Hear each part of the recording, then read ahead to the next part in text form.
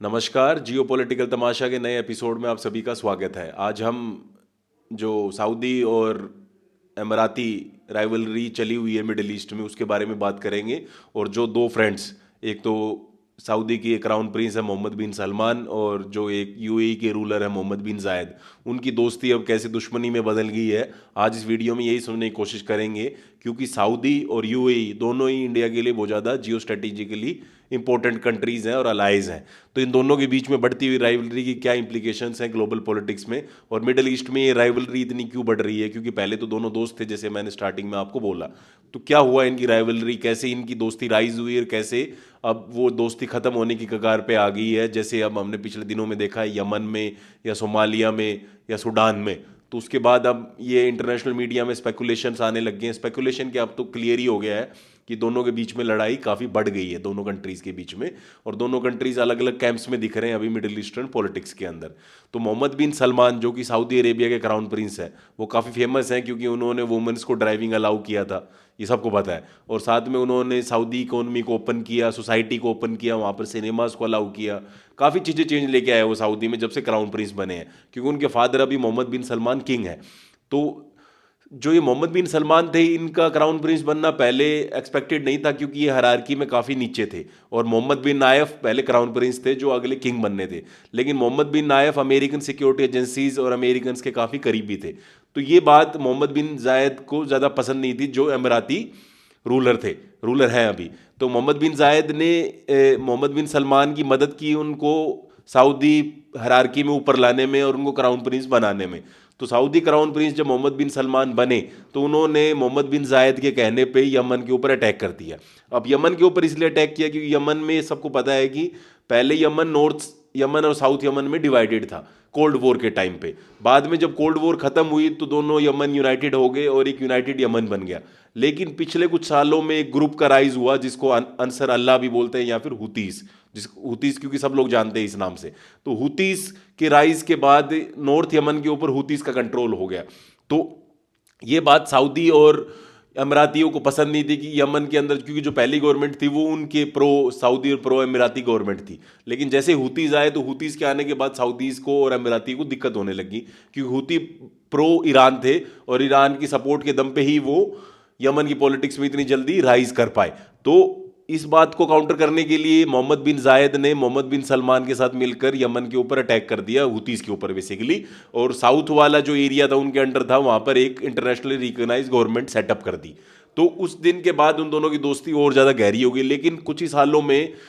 अमीराती जो कि मोहम्मद बिन जायद हैं, उनको एक बात समझ में आ गई कि यमन में हम नहीं जीत पाएंगे, क्योंकि हुतीस काफ़ी इफेक्टिवली लड़ रहे थे और ईरान ने जो अपना ये कॉरिडोर बना रखा था मिडिल ईस्ट में प्रोक्सीज का, वो काफ़ी स्ट्रॉन्ग था उस टाइम पे। तो उनको लगा कि अमीरातीज को लगा कि हमारे को अब ईरान से दुश्मनी लेने का फ़ायदा नहीं है, क्योंकि अमीराती सिटीज़ लाइक अबू धाबी और दुबई, इनके काफ़ी क्लोज इकोनॉमिक और ट्रेड टाइज हैं ईरानियंस के साथ। तो उनको लगा कि ईरानियंस को एंटेगनाइज करने का कोई फ़ायदा नहीं है, और उन्होंने यमन से अपने आप को विड्रॉ कर लिया और मोहम्मद बिन सलमान को वहाँ यमन वॉर में छोड़ दिया अकेले को। लेकिन उस टाइम तक मोहम्मद बिन सलमान चुप बैठे रहे, मोहम्मद बिन सलमान ने कुछ नहीं बोला, क्योंकि मोहम्मद बिन सलमान इतने एक्सपीरियंस नहीं थे ग्लोबल पॉलिटिक्स के अंदर जितने मोहम्मद बिन जायद है। क्योंकि मैंने अपनी एक पहले की वीडियो बनाई थी, आप उसको जरूर देखिए, जिसमें मोहम्मद बिन जायद को मैकियावेली ऑफ मिडिल ईस्ट भी बोलते हैं आज के डे का, या चाणक्य बोल लीजिए इंडिया की लैंग्वेज में समझने के लिए, क्योंकि वो एक छोटी कंट्री को लीड करते हैं। लेकिन वो कंट्री काफ़ी ज़्यादा इन्फ्लुएंशियल है ग्लोबल पॉलिटिक्स में, और वो अपने वेट से ज़्यादा पंच करती है। अब उनका जितना जियो पॉलिटिकल वेट है उससे ज़्यादा पावरफुल है वो ग्लोबल पॉलिटिक्स के अंदर, क्योंकि उनकी जो पॉलिटिक्स करने का तरीका है वो बहुत अलग है। उसके बाद मोहम्मद बिन जायद ने अब्राहम अकॉर्ड साइन कर लिया इजराइलियों को। तो मतलब जो ये गल्फ कंट्रीज का कंसेंसस था कि जब तक पैलेस्टीन को स्टेट रिकॉग्नाइज नहीं करेगा इसराइल, और उसकी टेरिटरी नहीं देगा और ईस्ट जेरूसलम को उसकी कैपिटल नहीं मानेगा, तब तक हम इसराइल को एज ए स्टेट रिकॉग्नाइज नहीं करेंगे। ये गल्फ का एक हमेशा से कंसेंसस रहा है गल्फ कंट्रीज का। लेकिन इस कंसेंसस को तोड़कर अमीरातियों ने अमेरिकन सपोर्ट के दम पे अब्राहम अकॉर्ड साइन कर लिया इसराइलियों के साथ। उसमें भी सऊदी कहीं ना कहीं, सऊदी उसको ये लगा कि अमीराती हमारी इन्फ्लुएंस से बाहर निकल के अपना एक इंडिपेंडेंट एग्जिस्टेंस ढूंढ रहे हैं। उसके अलावा अमीरातियों ने एक जगह और फंसा दिया सऊदीज को, वो फंसा दिया कतार के मामले में, कि कतार के ऊपर ब्लॉकेड लगा दिया था, आपको याद हो तो 2017 में। कतार क्योंकि गैस रिच कंट्री है और उसका भी काफ़ी जियोपॉलिटिकल इन्फ्लुएंस बहुत ज़्यादा है, तो कतार के ऊपर मतलब उनको भड़काया सऊदीज को अमीरातियों ने कि आप कतार को ऊपर ब्लॉकेट लगाना ज़रूरी है, क्योंकि कतार एक न्यूज़ चैनल चलाता है, अल जजीरा, तो जिसके अंडर वो मुस्लिम ब्रदरहुड और पॉलिटिकल इस्लाम को प्रोपोगेट करता है पूरी दुनिया में। तो कहीं ना कहीं सऊदी अमीरातीज़ को मुस्लिम ब्रदरहुड से खतरा लगता है कि वो डेमोक्रेसी की बात करते हैं और ये वो सारी मोनार्कीज़ हैं, अमीराती हो गए, कतारी हो गए या सऊदीज हो गए। तो सऊदी अमीराती को डर लगा कि कतार की इन्फ्लुएंस बढ़ रही है, इसलिए उनके अगेंस्ट ब्लॉकेड लगा दिया गया 2017 में। सऊदी और अमीरातियों ने मिलकर, गल्फ कई पार्ट है कतार भी, लेकिन कतार को साइडलाइन कर दिया और उसके ऊपर क्वारंटीन लगा दिया 2017 में, लेकिन वो भी सक्सेसफुल नहीं रहा। लेकिन मतलब कहने मतलब सऊदीज को फालतू के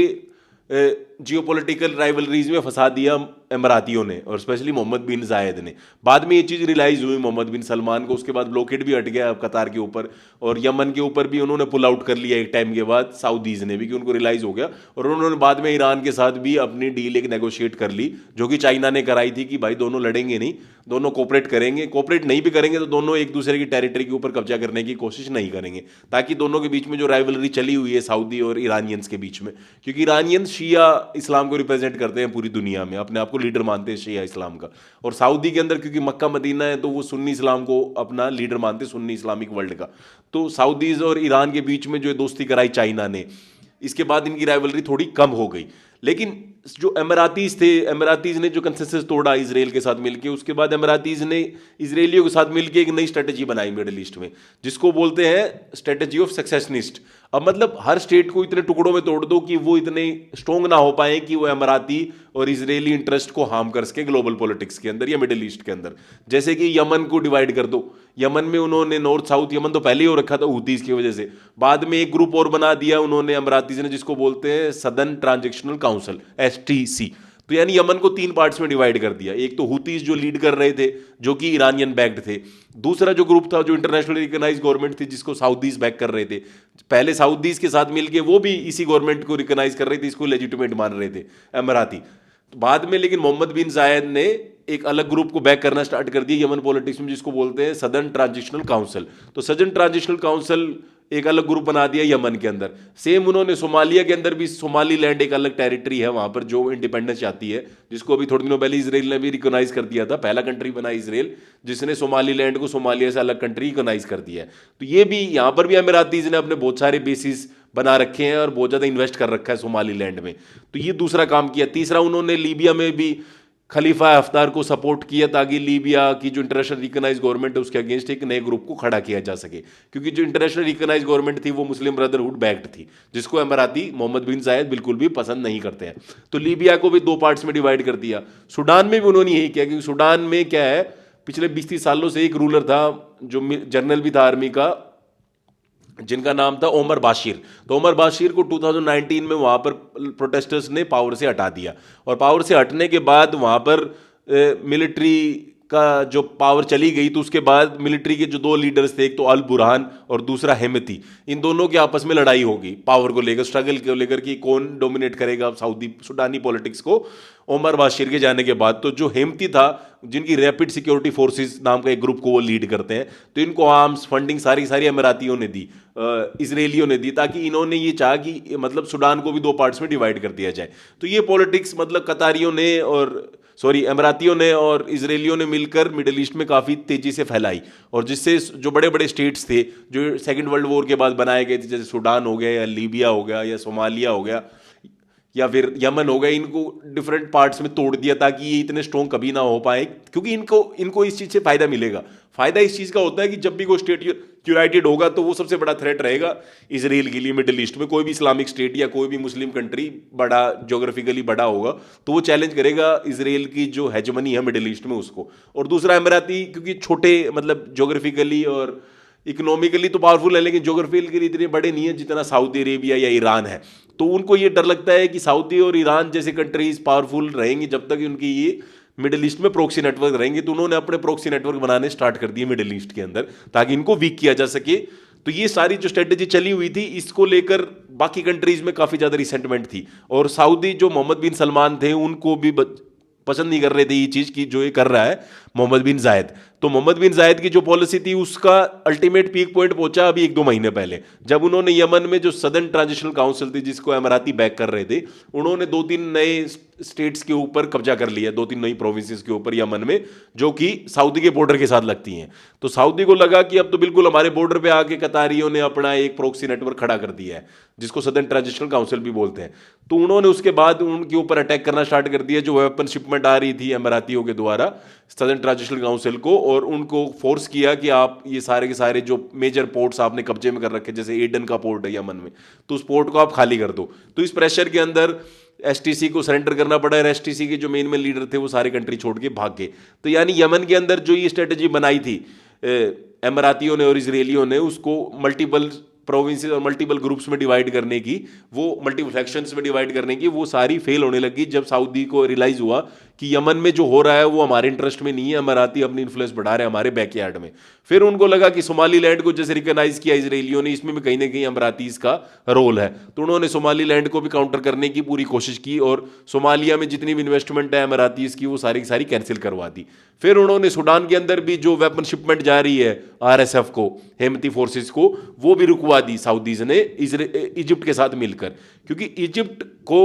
सबको पता है कि इजिप्ट में मोहम्मद अल सीसी जो भी जनरल है, जनरल सीसी अभी वो रूलर है वहां पर इजिप्ट के, और उनको लाने वाले ये अमाराती और सऊदीज हैं, क्योंकि पहले मुस्लिम ब्रदरहुड पावर में आ गई थी इजिप्ट रेवोल्यूशन जो हुई थी 2011 में। उसके बाद तो मोर्सी जब प्रेसिडेंट बने, डेमोक्रेटिकली इलेक्टेड प्रेसिडेंट बने इजिप्ट के पहले, तो उनको हटाया इन अमारातियों ने और सऊदियों ने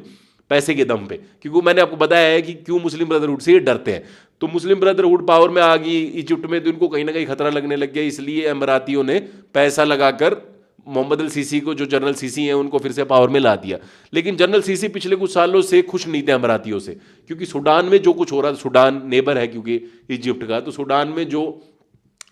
अमाराती कर रहे थे, जो मोहम्मद बिन जायद की जो पॉलिसीज थी सूडान को लेकर, उसको लेकर वो खुश नहीं थे, कि उनको लग रहा था कि जो सूडान में क्राइसिस है वो इमिग्रेशन बढ़ाएगी, माइग्रेंट क्राइसिस क्रिएट कर देगी सूडानी सोसाइटी के अंदर, और वो सारे माइग्रेंट आगे भाग के हमारी कंट्री में ही आएंगे। दूसरा, जो हमास की प्रॉब्लम चली हुई है गाजा में, क्योंकि गाजा साथ में लगता है उनके इजिप्ट के बॉर्डर पे लगता है, तो वहाँ पहले ही रफा क्रॉसिंग जिसको बोलते हैं, वहाँ पहले ही बहुत ज़्यादा माइग्रेंट क्राइसिस चला हुआ है। तो इजिप्ट के ऊपर पहले ही बहुत ज़्यादा प्रेशर था माइग्रेंट्स का, और इजिप्ट वैसे ही इकोनॉमी उनकी काफ़ी अच्छी कंडीशन में है नहीं, उनके ऊपर भी कुछ सैंक्शंस लग रखे हैं अलग अलग कंट्रियों के द्वारा। तो इजिप्ट पहले ही इकोनॉमिक क्राइसिस से जूझ रहा था, और ऊपर से उसके बॉर्डर पे सूडान पे या फिर लीबिया में जो ये हो रहा था, इजिप्ट को ये पसंद नहीं आया। और यमन में भी जो ये कार्रवाई कर रहे थे एसटीसी बनाकर अमाराती, वो भी इजिप्ट के इंटरेस्ट में था नहीं। तो इजिप्ट को कहीं ना कहीं लगा कि ये जो अमाराती पॉलिसी है, और मोहम्मद बिन जायद जो पहले उनके काफ़ी क्लोज फ्रेंड थे, तो उनसे वो दूर होने लगे, मोहम्मद सीसी, जनरल सीसी। तो जनरल सीसी ने अपना सपोर्ट दे दिया सऊदी क्राउन प्रिंस मोहम्मद बिन सलमान को, और इन दोनों ने मिलकर अब जो सूडान में, यमन में जो अमाराती इन्फ्लुएंस थी उसको कम करने के लिए पिछले 1-1.5 महीने में काफ़ी सारे एक्शंस लिए हैं। दूसरा, टर्की के साथ भी अब सऊदी काफ़ी क्लोज हो रहे हैं, क्योंकि टर्की ने अभी सीरिया में मोहम्मद अल शर्रा को पावर में ला के दिया है, जो पहले असाद थे वहाँ पावर में, और असाद के साथ भी अमाराती काफ़ी क्लोज हो गए थे लास्ट के ईयर्स में, क्योंकि असाद ये चाहता था कि ईरानियन इन्फ्लुएंस जो है इस सीरिया के अंदर वो कम हो, क्योंकि ईरानियंस के साथ एक प्रॉब्लम है, ईरान दूसरी कंट्रियों को टेरिटरी यूज़ करते हैं बेस बना के, ताकि उनको वो अटैक कर सकें इसराइल को। तो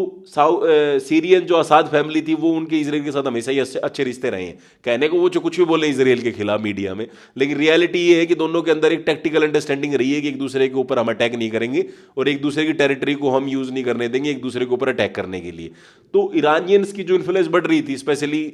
सदर्न सीरिया के अंदर, वो कहीं ना कहीं इजरायलियों के लिए और असाद फैमिली के लिए एक हेडेक बनती जा रही थी। तो असाद अमारातियों के और मोहम्मद बिन जायद के क्लोज हो रहे थे पिछले सालों में, और मोहम्मद बिन जायद को भी लग रहा था कि असाद स्टेबल है, असाद को कोई अब हटा नहीं पाएगा पावर से, सिविल वॉर क्योंकि फेल हो रही थी वहाँ पर जो चली हुई थी, जिसमें रेबल्स कोशिश कर रहे थे असाद को हटाने के लिए, वो सक्सेसफुल नहीं हो पा रहे थे। तो मोहम्मद बिन जायद ने काफ़ी क्लोज हो गए थे सीरिया के भी, लेकिन सीरिया में एकदम अनएक्सपेक्टेड रेवोल्यूशन होगी, और मोहम्मद अल शर्रा जो के नाम सिर्फ इदलिब को रूल कर रही थी, इदलिब जो प्रोविंस है टर्की के साथ लगती हुई, वहाँ से उन्होंने अलेप्पो, होम्स, हामा या फिर मेन दमिश्क जीत लिया। तो उन्होंने पूरे लगभग सीरिया को यूनाइट कर दिया और असाद फैमिली के रूल को हटा दिया सीरिया से। तो उसके बाद से टर्की को भी दिक्कत है मोहम्मद बिन जायद से, क्योंकि टर्की की इन्फ्लुएंस बढ़ रही है, और इसराइल को भी दिक्कत है क्योंकि इसराइल के बॉर्डर्स पर टर्की की इन्फ्लुएंस आ गई है सीरिया के थ्रू। तो टर्की भी अब सऊदीज के काफी करीबी हो रहे हैं, क्योंकि उनको लग रहा है कि हमारा जो कॉमन एनिमी है वो आज के दिन सऊदीज और अमेरातीज है, और सऊदी और अमेराती के इन्फ्लुएंस को कम करने के लिए अगर हम सऊदी के साथ जाएं, टर्की को ये लग रहा है, तो इसराइल और अमेराती हमारे दुश्मन है, तो टर्की को लग रहा है कि अगर सऊदी के साथ दोस्ती कर लें तो उसमें कोई घाटा नहीं है, और इतने कोई इनके रिश्ते खराब है भी नहीं। तो सऊदी, और अब बात ये चली हुई कि सऊदी और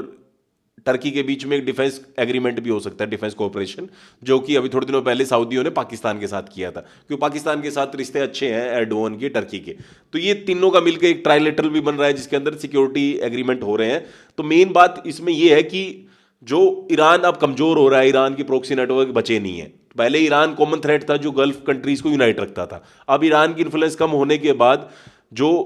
ग्रुप्स हैं, जो गल्फ कंट्रीज, उनमें आपस में राइवलरी बहुत ज्यादा बढ़ गई है, और उस राइवलरी में अब ये हो रहा है कि अमीराती अकेले पड़ते हुए दिख रहे हैं मोहम्मद बिन जायद, क्योंकि मोहम्मद बिन जायद की जो पॉलिसीज थी, उनकी पॉलिसीज हार्म कर रही थी सऊदी के इंटरेस्ट को, टर्की के इंटरेस्ट को, और हेल्प कर रही थी इजरायलीज को। तो मतलब एक ही अंडरस्टैंडिंग हो गई थी अमीराती और इजरायलियों में कि हम दोनों मिलकर राज करेंगे मिडिल ईस्ट के ऊपर। लेकिन अब ये सऊदी को ये बिल्कुल भी बर्दाश्त नहीं है, और सऊदी ने अब्राहम अकॉर्ड भी साइन नहीं किया है जिसके अंडर वो इसराइल को रिकॉग्नाइज करे, और साथ में उन्होंने अमीराती के ऊपर अब काफी प्रेशर बढ़ा दिया है। और जो इनकी दोस्ती थी मोहम्मद बिन जायद की और मोहम्मद बिन सलमान की, जो काफी क्लोज दोस्ती थी, क्योंकि मैंने आपको बताया था स्टार्टिंग में कैसे उनके राइज में हेल्प किया था मोहम्मद बिन जायद ने, तो मोहम्मद बिन जायद अभी कहीं ना कहीं गिरते हुए लग रहे हैं। और ये जो स्टेटस को पावर्स है, स्टेटस को पावर मतलब सऊदी होगी, टर्की होगी, या फिर कतारी हो गए, ये सारे के सारे उन्होंने मिलकर ग्रुप बना लिया। इजिप्ट हो गया, ये अब खिलाफ हो गया अमीराती हो गए मोहम्मद बिन जायद के। और मोहम्मद बिन जायद की जो पॉलिसीज हैं, चाहे वो यमन में हो जो बिल्कुल इमीडिएट नेबरहुड है, बैकयार्ड है सऊदी का, या फिर सोमालिया में हो, या फिर इजिप्ट में हो, या फिर लीबिया में हो, या फिर सूडान में हो, ये पसंद नहीं आ रही है सऊदी क्राउन प्रिंस मोहम्मद बिन सलमान को। और मोहम्मद बिन सलमान एक नया अलायंस बना रहे हैं, स्टेटस को अलायंस, जो चाहते हैं कि इन कंट्रीज का डिवीजन ना हो, यमन 3 टुकड़ों में ना बटे, सऊदी सूडान में दो पार्ट्स में ना हो जाए, एक हिमटी वाला और एक अल बुरहान वाला, ये ना हो, या फिर लीबिया में जो खलीफा हफ्तार वाला ग्रुप और इंटरनेशनल रिकॉग्नाइज गवर्नमेंट के बीच में जो ईस्टर्न लीबिया और वेस्टर्न लीबिया में राइवलरी चली हुई है वो ना हो। तो इसको जो डिवीजन हो रही है स्टेट्स की, जो सेकंड वर्ल्ड वॉर के बाद जो स्टेट्स बने थे, चाहे वो लीबिया हो, चाहे वो सूडान हो, चाहे वो यमन हो, उनको जो तोड़ने की कोशिश की जा रही है अमीरातीज के द्वारा, उसको रोकने की पूरी कोशिश कर रहा है ये जो नया ग्रुप बना है। और इसमें मोहम्मद बिन सलमान इस ग्रुप को लीड कर रहे हैं अभी, क्योंकि मोहम्मद बिन सलमान ही मोहम्मद जायद से सबसे ज्यादा परेशान थे, क्योंकि मोहम्मद बिन जायद ने उनका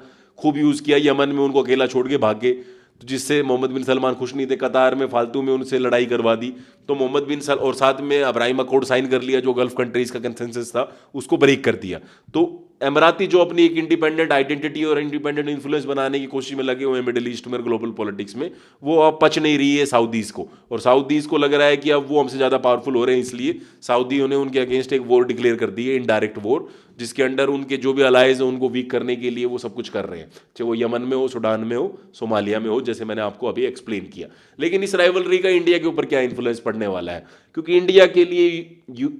यूएई और इसराइल भी बहुत ज़्यादा इंपॉर्टेंट है, और सऊदी भी इंपॉर्टेंट है। यूएई इसराइल इसलिए इंपॉर्टेंट है कि यूएई के साथ हमारे काफ़ी बहुत सारे हमारे माइग्रेंट्स काम करते हैं वहाँ पर, स्पेशली यूएई में, दुबई में, अबू धाबी में, तो हमारे लिए बहुत ज़्यादा एक फॉरेन रेवेन्यू जनरेट करता है यूएई। दूसरा, यूएई के साथ हमारी और भी काफ़ी सेक्टर्स में पार्टनरशिप, हमारा ट्रेड भी काफ़ी काफ़ी ज़्यादा ट्रेड है इंडिया और यूएई के बीच में, तो इंडिया और यूएई के अच्छे रिलेशन, साथ में सऊदी के साथ भी हमारे अच्छे रिलेशन है, क्योंकि वहाँ बहुत सारे माइग्रेंट्स इंडियन काम करते हैं, और साथ में सऊदी अरेबिया एक मेजर एक्सपोर्टर है ऑयल का भी, तो इंडिया के लिए वैसे वो ज़रूरी है सऊदी। और इंडिया में एक मुस्लिम पॉपुलेशन बहुत ज़्यादा है जो मक्का मदीना जाती है हज करने के लिए, तो सऊदी भी हमारे लिए एक अच्छा क्लोज एलाय है। तो इंडिया को अब इन दोनों के बीच में बैलेंस रखना होगा, दोनों ही हमारे लिए इंपॉर्टेंट है। लेकिन जो इनकी राइवलरी बढ़ रही है, ये आने वाले टाइम में ये सरदर्द पैदा कर रही है मिडिल ईस्ट में मेजर पावर्स के लिए, क्योंकि अगर ये राइवलरी और ज़्यादा आगे एक्सटेंड होती है तो दो नए ग्रुप्स बन सकते हैं। पहले एक ईरान वाला ग्रुप था, और एक उसके काउंटर में जो इसराइल और गल्फ कंट्रीज का ग्रुप था कतार को छोड़कर, अब एक नया ग्रुप बन रहा है जिसमें टर्की सऊदी एक साइड है और अमीराती और इजरायली एक साइड है। तो ये दो ग्रुप्स में डिवीजन हो रही है। अब देखते हैं आने वाले दिनों में ये राइवलरी कहाँ जाती है, इसको हम काफ़ी क्लोजली मॉनिटर कर रहे हैं। तब तक के लिए थैंक यू।